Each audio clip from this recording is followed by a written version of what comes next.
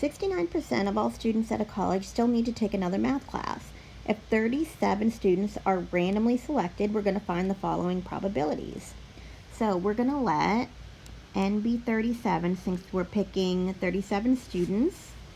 And then our probability of success is going to be 0.69, and our success is going to be defined as students need to take another math class. Okay, so in part A it says we're going to find exactly 23 of them. So we want to find the probability that our number of successes is exactly 23. So this means we're going to find a PDF. So we're going to use Binomial PDF. And on the number line, if I list out my 37, we're only looking at one number. That's 23, and that's why we're using the Binomial PDF. So on the calculator, I'm going to put my number of trials, which is 37, my probability of success, which is 0.69, and then the value of x, our numbers of success that we're looking for, is 23. Now when I put that in on the calculator, I'm going to get 0.090871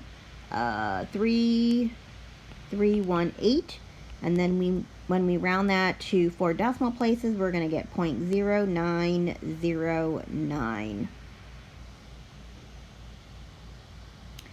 In the next example, we're looking for the probability that at most 27 of them need to take another math class. So at most means when we look at our number line,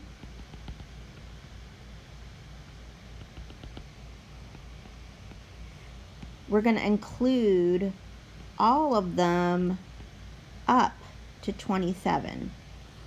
Now because our calculator, when we use our binomial CDF function, is set up so that we find the probability of x is less than or equal to something. In this case, that's what we have. We're looking for the probability that x is less than or equal to 27. We can use our binomial CDF directly without making any adjustments. So I'm going to use binomial CDF, and then I'm going to put in the number of trials, which is 37, my probability of success for one trial, which is 0.69, and then the at most value for our successes that we're looking for. When we put that in on the calculator, we're going to get 0.754 1549084, and then rounded to 2 places, we're going to have 0.7542. Okay, part C, it says we want at least 25. So we want 25 and up.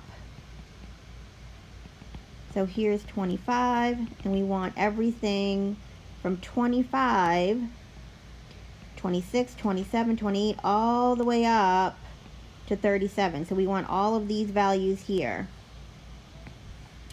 So this is the probability that x is greater than or equal to 25. Now because our binomial CDF function on the calculator wants us to write it in terms of x is less than or equal to something, what we're going to do is we are going to take 100% and subtract off the stuff that we don't want, which is everything from 0 up to 24. So I'm going to use this notation, 1 minus the probability that x is less than or equal to 24. So we're subtracting off of those values. Now we have it set up so that we can put this in on the calculator. So I'm going to use 1 minus binomial CDF using the number of successes as 24. So I'm going to put in 37 for my number of trials. My probability of success for one trial is 0.69, and then I'm going to put in my at most value for my x, which is 24. Now when I put that in on the calculator, I'm going to get 0.6499050337, and when we round that to 4 places, it's going to be 0.6499. Okay, last part, we want to find the probability that we get between 19 and 27, including 19 and 27. And another way you might see that written too, it might say inclusive. So when I look at the number line,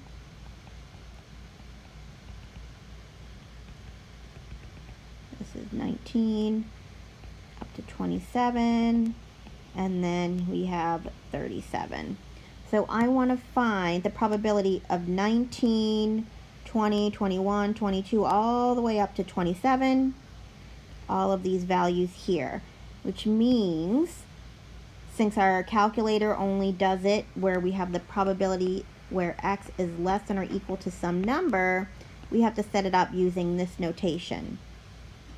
So I'm going to find the probability of everything up to 27, including 27, what that probability is, and then I'm going to subtract off all the stuff we don't want, which is 18 and below. So I'm going to write this as the probability that x is less than or equal to 27 minus the probability that x is less than or equal to 18. And using our calculator functions, that's going to be binomial CDF with our trials, our value of p, and then our at most value, which is 27. And then I'm going to subtract binomial CDF. Same thing with our value of n and p, but now I'm going to subtract off the at most for 18.